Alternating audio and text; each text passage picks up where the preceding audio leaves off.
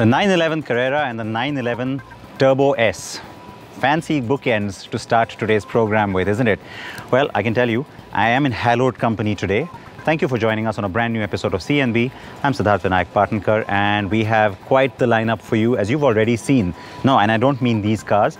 A lot of color here and a lot of horsepower, but this is eye candy for you today because I know that many of you really want me to get very quickly to the Ford Freestyle, a brand new model from Ford, one that holds a lot of promise. And the question on your minds, is it just a dolled up hatchback, one of the cross hatches? Well, Cyrus spent a lot of time with it to try and get you an answer to that question.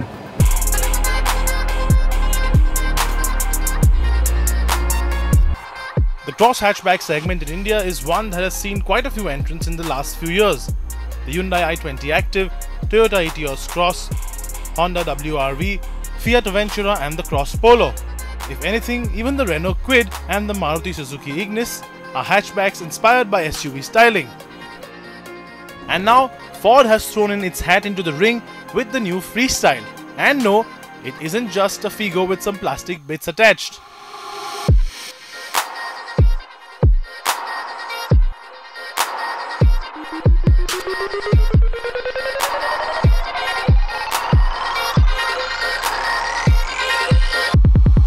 The Freestyle, apart from its obvious crossover bits, gets styling changes to differentiate it from the Figo hatch and sedan too. So you now get a new gloss black honeycomb grille, a new front bumper with two distinct plastic bits on either side, and the silver painted skid plates. Then the crossover stuff like the plastic cladding around the side and the wheel arches, which house a new set of 15-inch split 4-spoke alloy wheels. At the rear, the same styling theme continues with the silver skid plate and the 4 vents. The Freestyle also gets some racing stripes along the side and functional roof rails that can take up to 50 kilos.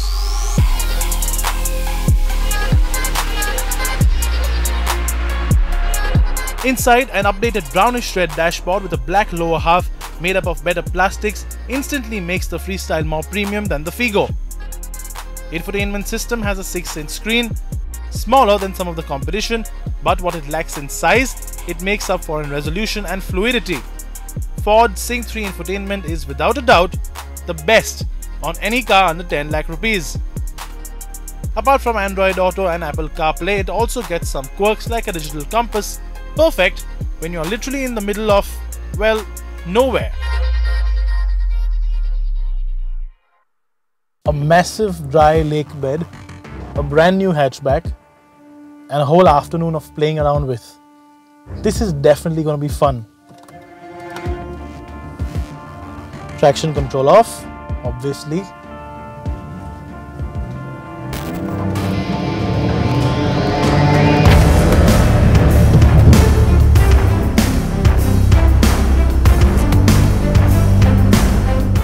Well, the Ford Freestyle isn't just a hopped up hatchback with some plastic claddings added onto it. It's actually a little bit more than that. It does get different suspension, and that gives you 190 mm of ground clearance, and 190 mm on any hatchback is actually really respectable, especially when you consider the fact that there are a lot of broken tarmac roads in the country, and well, mucking about on the Sambar Lake like this is actually quite a lot of fun, and you don't have to be worried about hitting something on the bottom. Putting things into perspective, the EcoSport is 200 mm of ground clearance, so this is just 10 mm less than its bigger brother.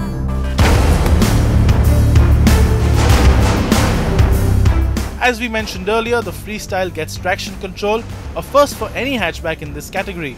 It also gets electronic stability control or ESC, active rollover protection or ARP, hill assist, and 2 airbags as standard on all variants, with the top spec titanium getting 6 airbags. So now that we've seen how the Freestyle handles all the rough stuff, it's time to hit tarmac and see how that is handled.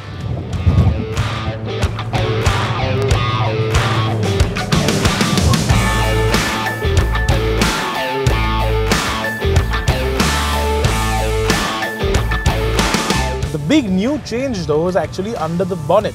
Now there is a brand new engine on offer now, a 1.2 litre 3-cylinder non-turbocharged naturally aspirated petrol engine. Yes, Ford has stuck to naturally aspirated engines in this era of turbocharged motors. Now this is the same family, the Dragon family of engines that also debuted on the EcoSport a few months ago. This of course is a smaller engine, makes 95 horsepower, 120 Newton meters of torque, and it gets mated to a brand new 5-speed gearbox. Overall, it might not be as free revving as some other competitor engines are, but it certainly definitely feels a lot more powerful, feels a lot more grunty, and definitely wants to get going, especially in that mid-range. You don't really have to shift down either, put the power down.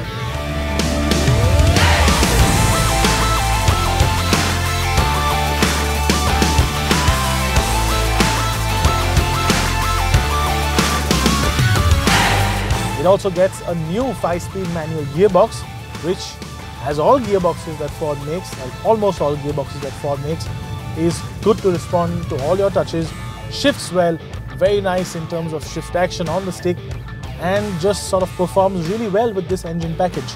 It is actually a great combination.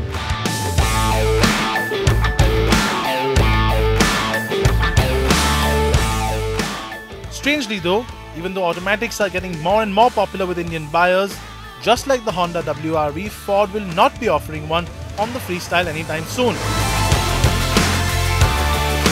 There is, however, a diesel engine on offer on this small crossover, the same 1.5 litre unit that also does duty in the EcoSport. That engine makes 99 bhp of peak power, 215 Newton meters of peak torque, and has a fuel efficiency rating of 24.4 kilometers per litre.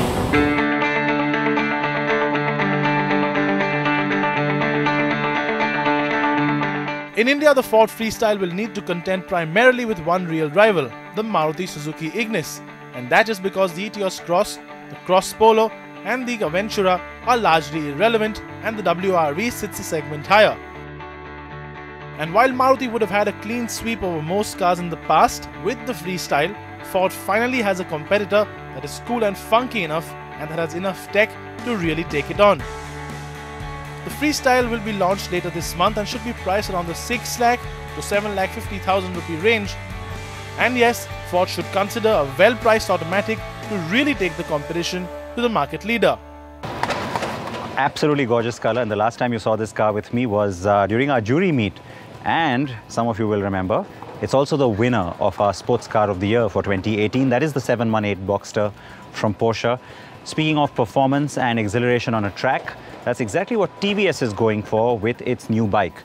Now, the RR310 is getting so much attention because, of course, it is the culmination of what's been happening at TVS for the last few years. And we've certainly talked about it for a while now, but we really have not brought you that comprehensive review. Today, you get to see the new Apache.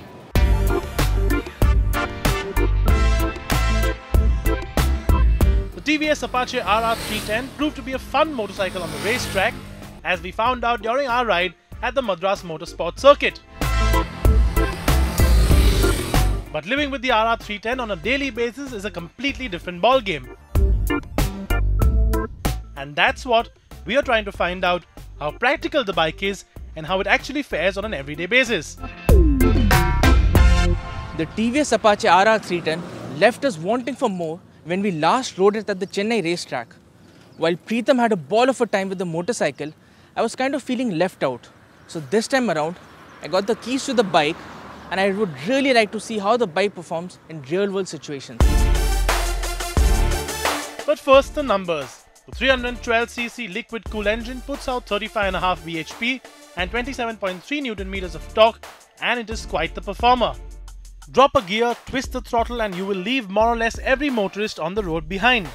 All 33.5 horses break into a full gallop at 9700 revs, and a huge chunk of it comes between 5000 and 8000 RPM.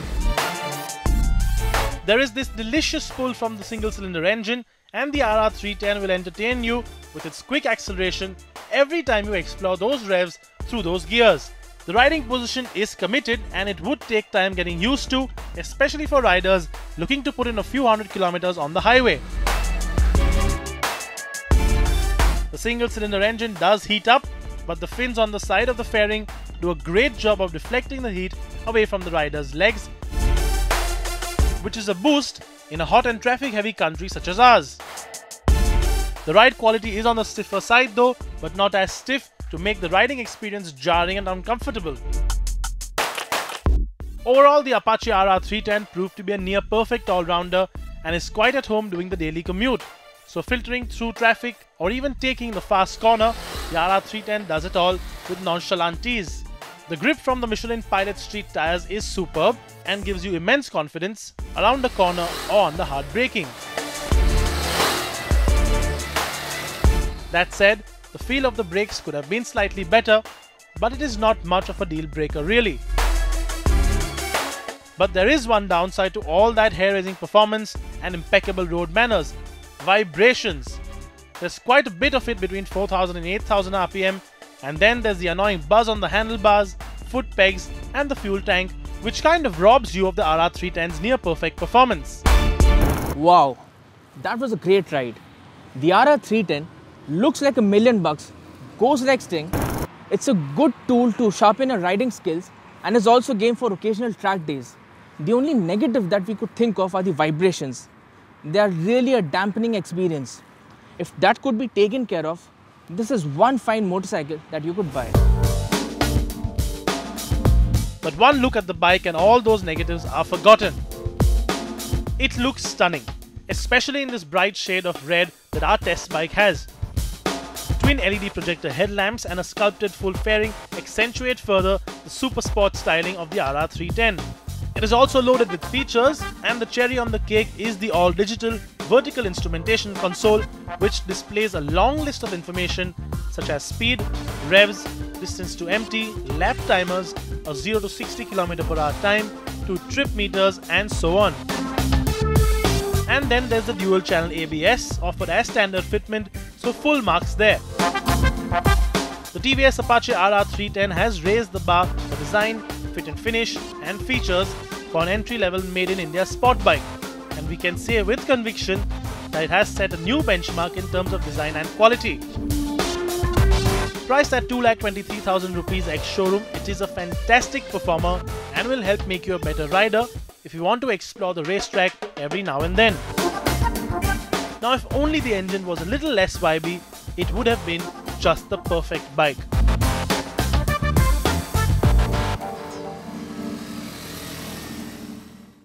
Now, if you think that's a nice color, well, I can tell you this bright yellow is certainly getting a lot of my attention as well. Let me spend some time staring at these cars. You take a short break and join me right after that.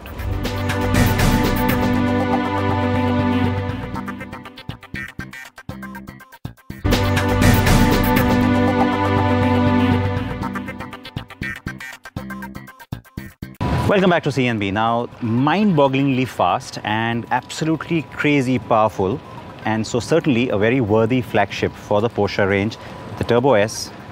Well, I can just tell you that it's taking all my willpower not to jump in and start driving right away. And completely at the other end of that spectrum are a lot of the new electric mobility solutions, and we've been doing this whole special series from the United States on freewheeling, where we've been bringing you a look at what's happening right now. But when you talk about what's happening right now, it's also nice to reflect and take a look at what's happened in the past. So Cyrus also went down to the Henry Ford Museum in Detroit, well, Dearborn, Michigan, and took a look at what was happening several years ago with electric mobility.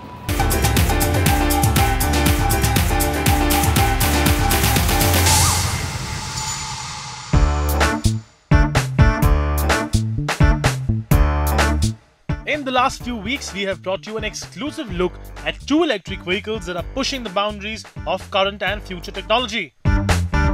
Both the Tesla Model 3 and the Byton SUV are certainly super cool, and most importantly, both offer zero emissions.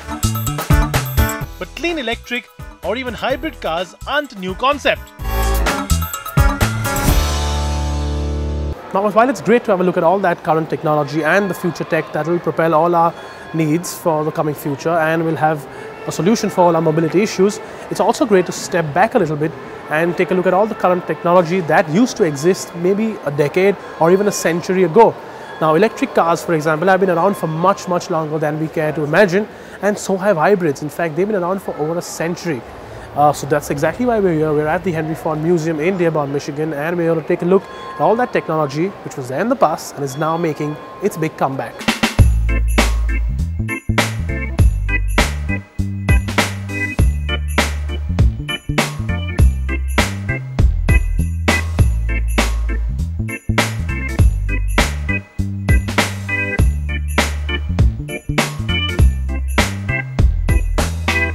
looking at an 1896 Riker electric prototype vehicle. This was built by Andrew Riker, an early automotive engineer. Very basic, just a three-wheel vehicle with the power going directly to that rear wheel. The electric motor, in fact, is mounted on the hub of that rear wheel, about 1 horsepower, so not very fast. But it is a hub motor, which is sort of making a comeback now, isn't it? They are using that design again, yeah, in some places, absolutely. And this is a technology, a lot of people think hybrid cars are recent. In fact, they've been around for more than 100 years. This is a 1916 Woods dual power, and it works the same as a hybrid car does today. You'd use the electric motor to get up to speed, and at about 15-20 miles an hour, the gasoline engine takes over. The difference is here, the driver would have to manually switch between the electric and gasoline engines, whereas today it's all done automatically. Did this also have a standard gasoline option? Yes, well, this car would have been built only in the hybrid configuration, so you'd have to get the 2 motors. But did Woods also make a standard? Woods did make a standard before they went into the hybrid business, yes. And then, of course, they went out of business. Very shortly after this, yes. Like a lot of other manufacturers of that era, we are seeing a resurgence of these small manufacturers today as well in the electric age. It is very similar in terms of, if you draw a parallel between the early days of motoring and today, we have this whole resurgence of these small automakers. And then a lot of them have gone out of business. This is true, yes, yeah. Do you think there's a reason for because most of these people could not keep up with production and demand and evolve as quickly as the big guys did? Do you see a similar thing happening today as well? I do. You know, Tesla's a good example. They're building the Model 3 and they can't keep up with the demand. They cannot build them fast enough. That's a problem that's hampered automakers almost from the beginning. So yes, absolutely. Next up is this thing. While we might find it cute today, the COMMUTA-CAR was made only because there was a need of having an electric car due to the fuel crisis of the 1970s. Big gas guzzling V8s were out of fashion now, and this is also when Japanese car makers with their small fuel efficient 4-cylinders made their mark. Coming back to the COMMUTA-CAR though, this $5,000 car packed lead acid batteries and offered a 40-mile range, which at the time made it one of the best electric cars in the world. Incidentally, it also makes just 5 horsepower.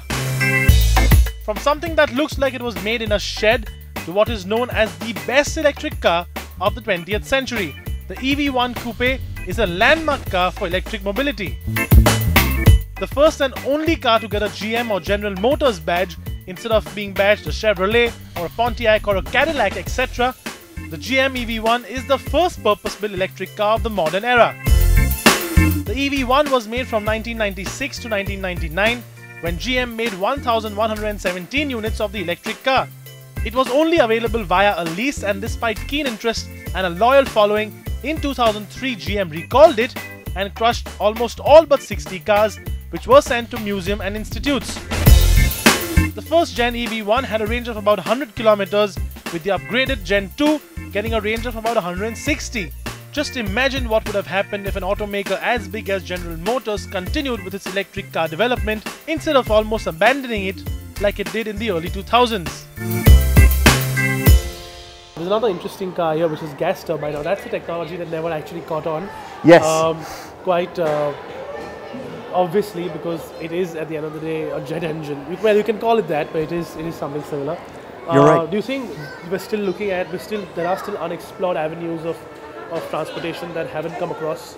Well, I would say we can never count anything out. You know, there are experiments being made with all kinds of power sources. I think hydrogen fuel cells are being experimented with as well, in addition to electric hybrid technologies. There have even been people talking about bringing steam back online at some point, so don't count anything out.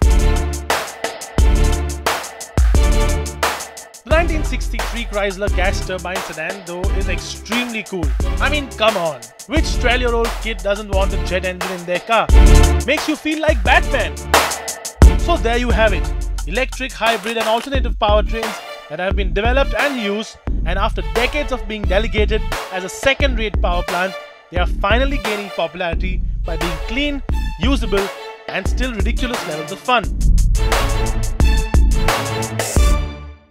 Now the Panamera was one of the top 3 in the world luxury car award space, and along with it, its stablemate, the new generation of the Cayenne, also very much there. That car arrives in India a little bit later this year.